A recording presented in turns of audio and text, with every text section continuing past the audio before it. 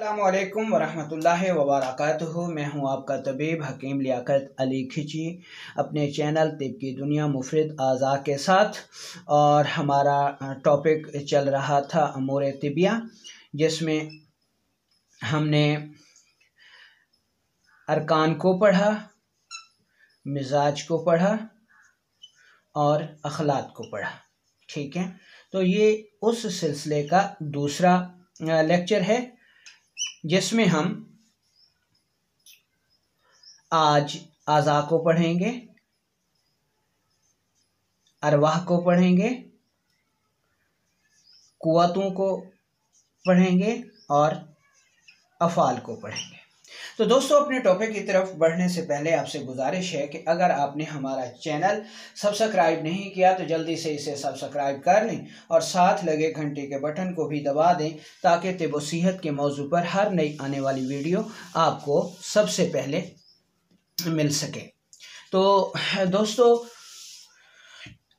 आज हम आज़ा को पढ़ेंगे, यानी आर्गन्स। तो अब सबसे पहले हम ये देखेंगे कि आज़ा बनते कैसे हैं। अखलात के बाब में हमने पढ़ा कि अखलात जब मुजस्सम होते हैं तो आज़ा बन जाते हैं। अखलात जब मुजस्सम होते हैं तो आज़ा बन जाते हैं। ये आज़ा जो हैं ये अखलात के कसीफ हिस्से से बनते हैं, और जो अरवाह हैं ये अखलाक के लतीफ़ हिस्से से बनते हैं। अब यहाँ पर समझने की बात यह है कि जब अखलाक के कसीफ हिस्से से आज़ा बन गए, एक दफ़ा आज़ा बन गए तो इसमें सबसे पहले सेल्स बनते हैं।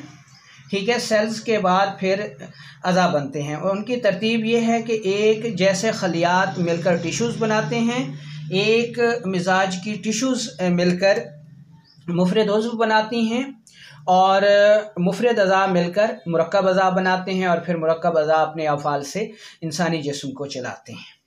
तो गोया जब अखलात के कसीफ अखलात मुजस्सम होकर इसमें खलियात बनेंगे, और एक ही मिजाज के खलियात मिलकर मुफरद उज़्व बन जाएगा। ठीक है, खलियात की सूरत ये होगी कि खलियात जो है वो बनते रहते हैं और टूटते रहते हैं।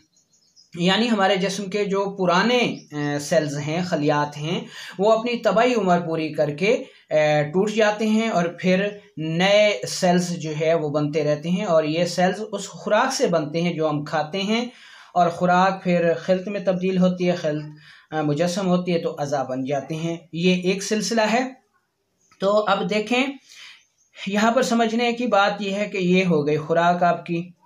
ठीक है, ये हज़म हुई, इससे खिलत बनी, खिलत से जो सेल्स बने वो आज़ा की तरफ चले गए।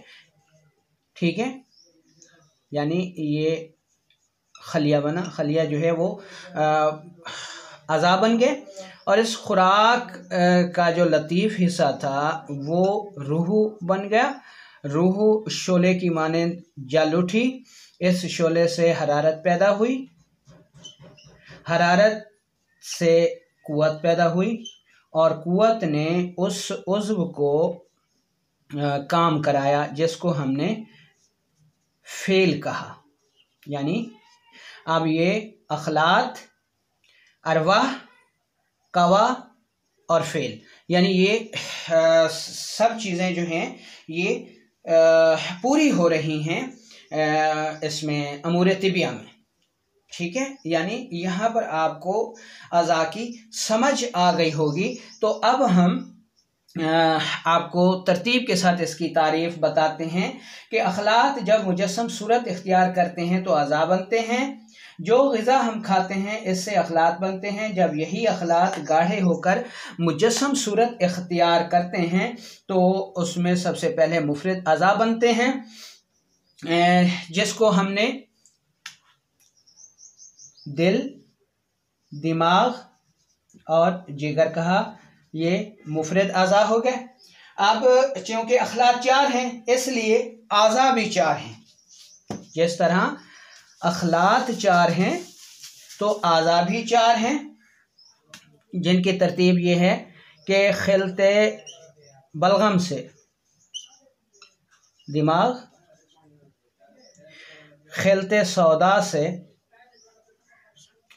कल्ब दिल, खिलते सफरा से जिगर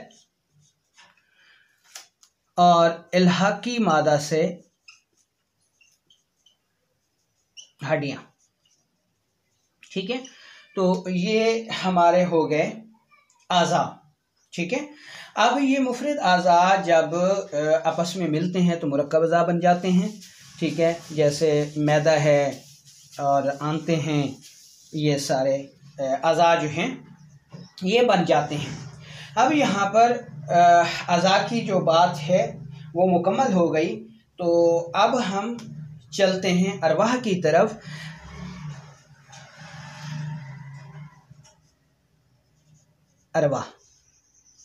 अरवाह जमा है रूह की। रूह का मतलब है शोला, जिससे हरारत पैदा होती है। ठीक है, यानी अरवाह जमा है रूह की। रूह का मतलब है शोला, जिससे हरारत पैदा होती है। हरारत से फिर कुव्वत पैदा होती है और इस कुव्वत से फिर अफ़आल जो हैं वो सरअंजाम अदा करते हैं। अब जैसे मैं आपको पढ़ा रहा हूँ तो ये मेरा एक फ़ेल है। ये फ़ेल उस वक्त तक अदा नहीं हो सकता जब तक मुझ में कुव्वत ना हो। और कुव्वत किससे पैदा होगी? वो रूह से, रूह के जलने से पैदा होगी। और रूह किससे पैदा होगी? वो खुराक से के लतीफ़ हिस्से से पैदा होगी। तो गोया इसको आप इस तरह से समझ सकते हैं कि अरवाह जमा है रूह की। रूह से मुराद शोला है, शोले से हरारत पैदा होती है, हरारत से कुव्वत पैदा होती है और कुव्वत से अफ़आल पैदा होते हैं। तो अरवाह जो हैं ये 3 हैं। ठीक है जी, यानी इसमें अरवाह जो हैं वो 3 हैं। नंबर 1 रूह तबाई, और इसके बाद रूह हैवानी,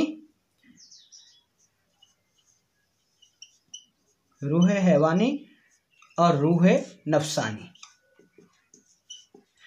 ये अरवाह 3 हो गई। तो दोस्तों यहाँ पर एक सवाल पैदा होता है कि जब आज़ा जो हैं, ठीक है, आज़ा जो हैं वो 4 हैं, तो रूह यहाँ आकर 3 कैसे हो गई? बहुत बड़ा सवाल है कि जब अरकान 4 हैं, ठीक है, आज़ा 4 हैं, अरकान यानी अरकान, इससे पीछे चले जाएं तो कैफियात, यानी कैफियात, अरकान, मिजाज, अखलात, आज़ा। जब ये 4 हैं तो फिर आगे 3 का जो सीगा है वो क्यों शुरू हो जाता है? ये एक बहुत बड़ा जो है सवालात उठते रहते हैं जी, कि जब कैफियात 4 हैं, अरकान 4 हैं, मिजाज 4 हैं, अखलात 4 हैं, आज़ा 4 हैं, ठीक है, मिजाज भी 4, अखलात भी 4, आज़ा भी 4, तो फिर आगे अरवाह, कवा और अफ़आल जो हैं ये 3 क्यों बयान करने लग जाते हैं आप लोग? तो इसको हम ने आपको समझाना है। दोस्तों यहाँ पर आपको तख्लीक इंसान को समझना होगा कि अल्लाह ताला का फरमान है कि हमने इंसान को बेजान मट्टी से पैदा किया। ठीक है, अब इसकी सूरत हम पीछे बयान कर चुके हैं कि मट्टी जो कि बेजान थी उसमें पानी मिलाया गया, पुतला बना, हवा से खुश्क हुआ, उसमें रूह फूंकी गई तो वो जिंदा हो गया। तो गोया यहाँ पर हमें ये मालूम हो रहा है कि मट्टी जो है ये बेजान है। ठीक है, इस बेजान मट्टी में पानी, हवा के शामिल करने से पुतला बना और आखिर में अल्लाह ताला ने उसमें अपना नूर, रूह फूंकी।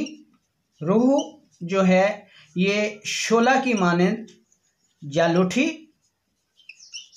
इससे हरारत पैदा हुई।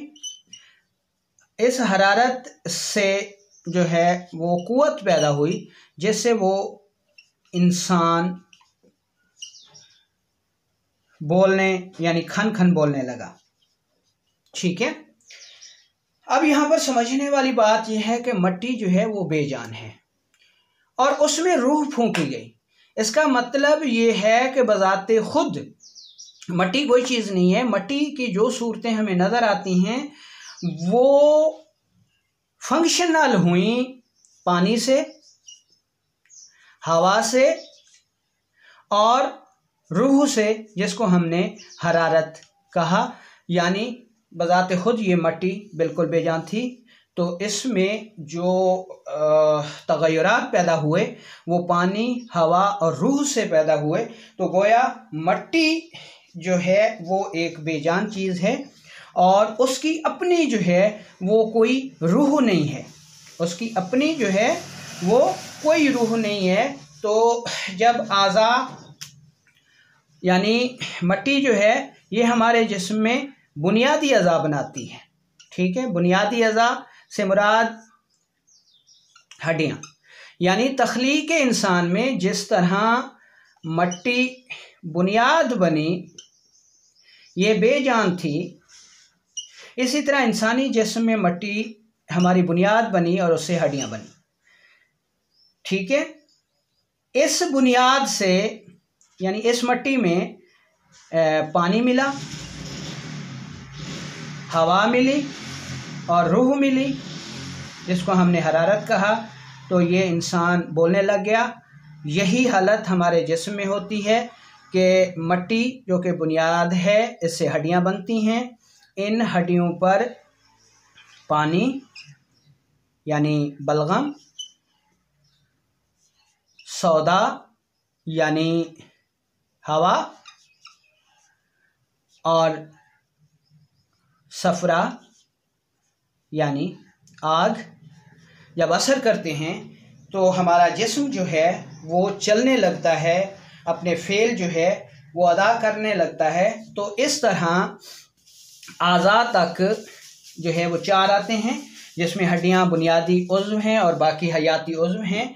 तो जब अरवाह की बात आती है तो अरवाह जो हैं वो तीन हैं।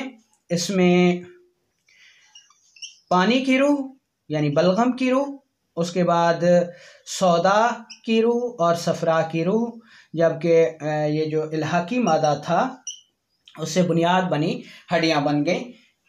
तो इस तरह ही जो है वो अरवाह जो हैं वो तीन हैं। ठीक है। अब आपको अरवाह भी समझ आ गई। ठीक है कि रूह हैवानी जो है ये उज़लात के तबाई अफ़ाल से कल्ब में पैदा होती है और रूह नफसानी दिमाग में पैदा होकर असाब के ज़रिए अज़ा के इंतहाई हिस्सों तक जाती है। इसको मेंटल फोर्स भी कहा जाता है। और जो रूह तबाई है ये जिगर में पैदा होती है। तो अरवाह यहाँ पर आपको समझ आ गई। ठीक है। रूह को आपने फिर याद रखना है, हर सूरत में याद रखना है, वरना आप तिब नहीं कर सकते। रूह का मतलब है शोला, शोले से जल उठना, और शोले से पैदा होती है हरारत, हरारत से पैदा होती है कुव्वत, और कुव्वत से अदा होते हैं अफ़आल। ठीक है जनाब। तो ये सारी चीज़ जो है ये आपको यहाँ पर समझ आ गई। तो अब हम आगे चलते हैं। रूह के बाद जो चीज़ आती है उसका नाम है कुव्वत। जब अरवाह तीन हैं, ठीक है, तो कुव्वतें भी तीन हैं। ठीक है। और ये कुव्वतें जो है वो कौन कौन सी हैं? यानी कुव्वत नफसानी, ठीक है, इसको एनर्जी भी कहा जाता है। कुव्वत नफसानी एनर्जी ये दिमाग के अफ़आल को जो है वो सरजद कराती है और उसके बाद आ गया जी कुव्वत हैवानी, इससे फोर्स पैदा होती है और ये कल्ब के अफ़आल अदा कराती है। उसके बाद आ गया जी कुव्वत तबाई, इससे पावर पैदा होती है और ये जिगर के अफ़आल अदा कराती है। ठीक है, तो यहाँ पर ये चीज़ आपको समझ आ गई होगी। अब हम इसकी मज़ीद जो है वो तशरीह करते हैं। ठीक है जी, ये कुव्वतें आपको समझ आ गई। तो अब हम चलते हैं थोड़ा सा इसकी तशरीह की तरफ। कुव्वत जो है इसमें हमने कहा जी एनर्जी, दिमाग के अफ़ाल, फोर्स, कल्ब के अफ़ाल, एनर्जी, फोर्स और पावर, जिगर के अफ़ाल। ठीक है, अब यहाँ पर थोड़ा सा गौर करें कि जब हमने रूह की बात की तो हमने कहा कि रूह से मुराद शोला है। शोला जल उठता है, उससे हरारत पैदा होती है, हरारत से कुव्वत पैदा होती है और कुव्वत से अफ़ाल पैदा होते हैं। ये सारी चीज़ अल्लाह ताला ने कुरान पाक में बड़ी वजाहत से तख्लीक इंसान के बाब में बयान कर दी है। ठीक है, ये हम कोई अपनी तरफ से नहीं कह रहे। अच्छा, अब हम आगे चलते हैं। हमने खुराक खाई, ठीक है, खुराक जो है वो हज़म हुई, हज़म होने के बाद उसके जो कसीफ हिस्से थे उससे आज़ा बन गए और लतीफ़ हिस्से से अरवाह बन गई। ठीक है, अब जब हमारी खुराक हज़म के तमाम मराहिल से गुजरने के बाद खून में शामिल हो गई, ठीक है, तो अब जिस उज़्व ने भूख महसूस की, क्योंकि देखें दुनिया का कोई भी फेल है वो ताकत के बगैर, कुव्वत के बगैर सरजदी नहीं हो सकता। अब मैं आपको पढ़ा रहा हूँ, अगर मुझ में कुव्वत होगी तो मैं ये फेल सर अंजाम दे सकूँगा, वरना नहीं दे सकूँगा। ठीक है, अच्छा, अब समझने की बात यह है कि जब हमारी खुराक हज़म के तमाम मराहिल से गुजरने के बाद खून में शामिल हो गई तो खून हमारे हर उज़्व को खुराक फराहम करने का ज़िम्मेदार है। अब यहाँ पे फ़र्ज़ करें कि दिमाग जो है, दिमाग को भूख लगी, ठीक है, इसने भूख महसूस की, यहाँ पर दौरान खून आया, इसने दिमाग को खुराक फराहम की। ठीक है, जब ये दौरान खून दिमाग की तरफ आया तो दिमाग ने इसमें से अपनी खुराक को जज़ब किया, एब्जॉर्ब किया। जब इसको जज़ब किया तो इसमें जब खून की बात हो रही है तो इसने अपनी रूह को जज़ब किया। ठीक है, इसकी जो रूह थी दिमाग की, उस दिमाग ने इस रूह को जज़ब किया। जब दिमाग ने इस रूह को जज़ब कर लिया तो ये रूह शोला की मानंद जल उठी, दिमाग की रूह शोला की मानंद जल उठी, तो इससे एनर्जी पैदा हुई। अब ये एनर्जी पैदा हुई तो इससे दिमाग ने अपना काम किया, जो काम इसके ज़िम्मे लगाया गया है एहसासात का, उसने ये काम किया। अब जब कल्ब को भूख लगी तो इसने अपने अंदर एक किस्म की तहरीक इसमें पैदा हो गई, दौरान खून आया। दौरान खून जब आया तो दिल ने अपनी खुराक जो कि खून में उसकी रूह की शक्ल में मौजूद थी उसको जज़ब किया। जब जज़ब किया तो इसमें मौजूद उसकी रूह जो है वो शोले की तरह जल उठी और उससे जो कुव्वत पैदा हुई वो थी फोर्स, और फोर्स से कल्ब ने अपने अफ़ाल जो कि काम उसके ज़िम्मे लगाया गया है उनको अदा किया, यानी ये एहसासात, ये हरकत। ठीक है, इसी तरह अब जिगर, तो जिगर को जब भूख महसूस हुई, दौरान खून इस तरफ आया तो जिगर ने उसमें से अपनी खुराक जो कि रूह जिगर की रूह की शक्ल में मौजूद थी, उसको जज़ब किया तो उस में मौजूद जो उसकी रूह थी वो शोले की तरह जल उठी, उससे हरारत पैदा हुई और हरारत से जो क़ुव्वत पैदा हुई उसको हमने पावर कहा। और इसने जो है ये तहलील का काम किया, यानी जिगर का जो फ़ेल है कि खुराक को पूरे अज़ा तक पहुंचाना और फासिद मादों को जिस्म से खारिज कराना। तो गोया इसमें अब आपने रूह को भी समझ लिया और क़ुव्वत को भी समझ लिया। अगर गहरी नज़र से देखें तो इसमें आफ़ाल भी जो है वो आ रहे हैं, लेकिन फिर भी हम अब अमूर तिबिया का जो आखिरी हिस्सा है जिसको हमने अफ़ाल कहा उसको समझा देते हैं। अफ़ाल है काम, ठीक है, अफ़ाल काम, ठीक है। अब दिमाग का काम एहसासात करना है, दिल का काम हरकत कराना है, दिमाग दिल और जिगर का काम तहलील का है, ठीक है। ये हैं अफ़ाल।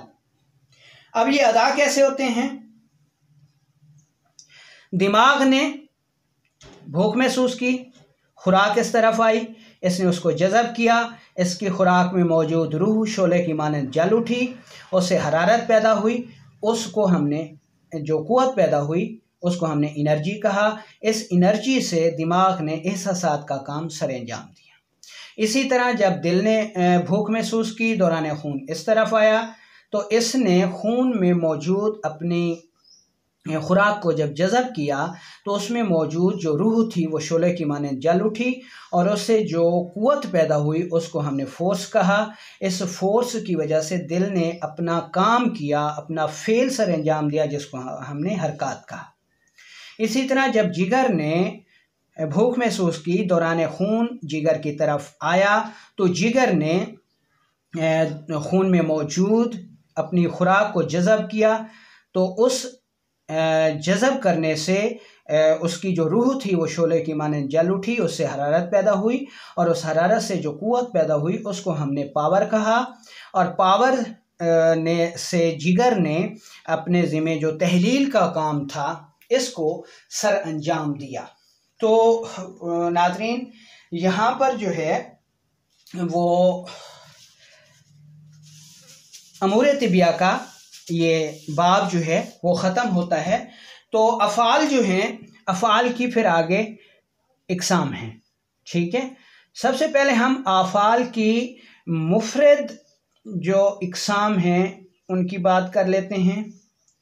मुफ़रद इक़साम में एहसासात जो कि दिमाग का फ़ेल है, और हरकत जो कि कल्ब का फ़ेल है, और तहलील जो कि जिगर का फ़ेल है, यानी दिमाग, दिल और जिगर, ठीक है जी। ये मुफ़रद हो गए। अब मुरक्कब आज़ा, मुरक्कब अफ़ाल, ठीक है। एहसासात, हरकत और तहलील, जब क्योंकि ये इंसानी जिस्म में जब तक इल्हाक ना करें कोई भी काम नहीं हो सकता, तो इनके मुरक्कब अफ़ाल जो हैं वो हर निज़ाम में नज़र आते हैं। निज़ाम इंहिज़ाम, ठीक है, निज़ाम इंहिज़ाम, निज़ाम तनफ़ुस वगैरह, ये जब अफ़ाल मुरक्कब होते हैं तो तब ये अफ़ाल जो हैं वो सरजद होते हैं। तो गोया अब यहाँ पर हमने अफ़ाल को भी पढ़ लिया, तो अब हम यहाँ पर अमूर तिबिया आपको मुख्तसर नज़र में बताते हैं।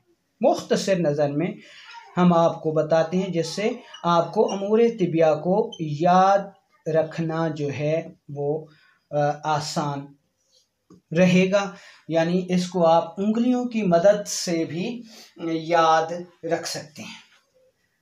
गौर कीजिए, कैफियत ने मुजस्सम सूरत इख्तियार की, अरकान बने।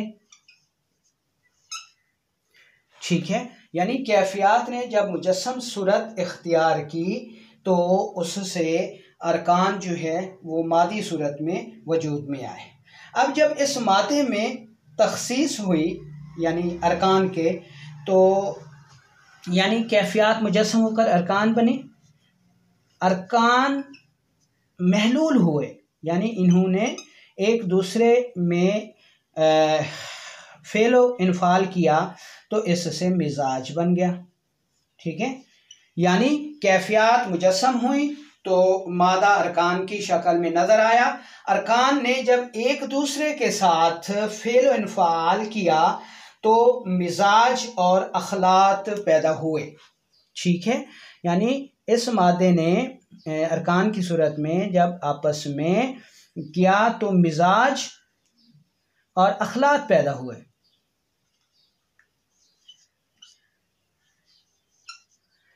अब जब मिजाज और अखलात पैदा हो गए तो इसके बाद अब जब अखलात मुजस्सम हुए तो इसके कसीफ हिस्से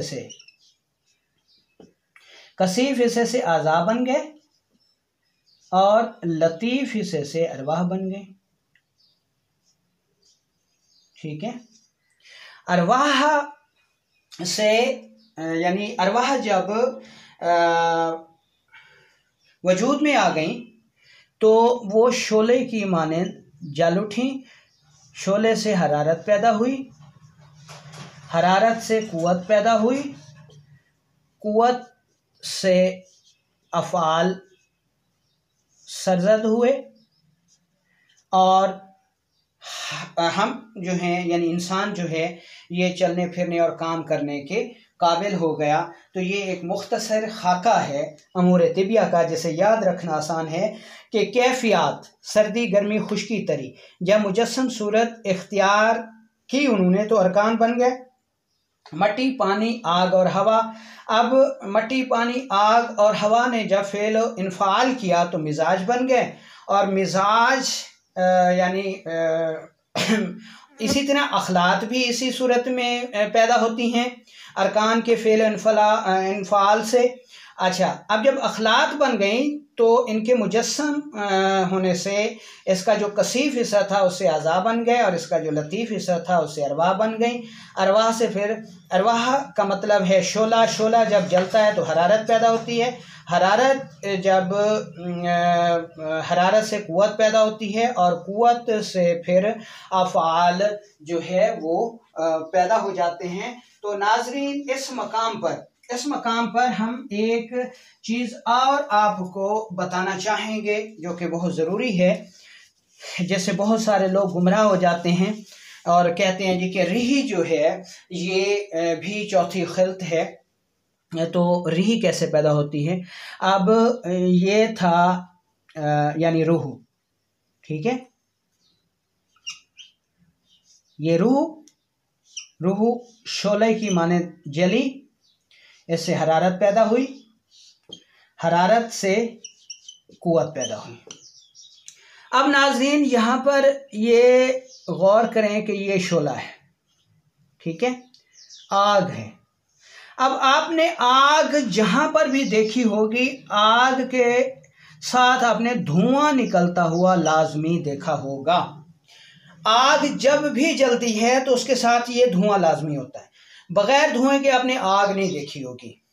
अब ये जो आग है इससे तो पैदा हो गई ये हरारत, यानी इस आग से ये हरारत पैदा हो गई और जो धुआं पैदा हुआ इसको अल्लाह ताला ने दुखान के नाम से कहा, रिही के नाम से कहा। ये हरारत जिंदगी है, ठीक है, और ये दुखान धुआं रिही ये मौत है। ये हरारत सेहत है और ये धुआं मर्ज है, ठीक है।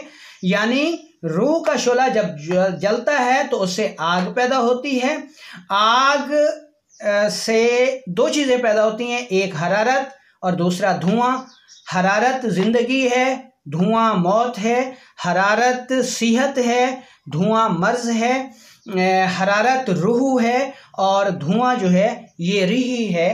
तो आपको उम्मीद है कि यहाँ पर रूह और रीही का फ़लसफ़ा जो है वो समझ आ गया होगा।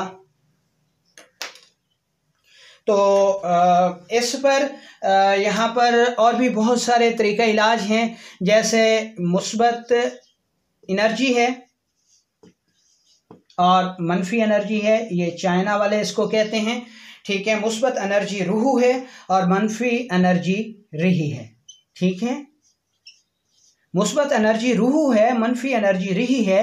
अब हमें चूँकि जिसमें मुस्बत आफ़ाल चाहिए, सेहत चाहिए, इसलिए हम रूह की बात करते हैं, जबकि रीही से अमराज पैदा होते हैं। और जहाँ पर रीही पैदा हो जाए वहाँ पर हम तहरीक को तबाही करके तबाही रूह पैदा करना चाहते हैं, हरारत पैदा करना चाहते हैं, जिससे हरारत बढ़कर रीही जो है वो अपने तबाही फेल पे आ जाती है और यूँ जिसमें सेहत पैदा हो जाती है। तो याद रखें कि रीही जो है ये जिसमें कभी भी मुस्बत फेल सर अंजाम नहीं दे सकती। यही काम जो है वो हिजामा में भी किया जाता है कि हिजामा के अमल से जो है वो तबाही रूह जो है वो बेदार होती है, दुखानी मादे टॉक्सिन निकल जाते हैं और रूह जो है वो अपने असल कवाम पर आ जाती है। तो याद रखें कि रीही जो है ये कभी भी तबाही फेल नहीं हो सकता।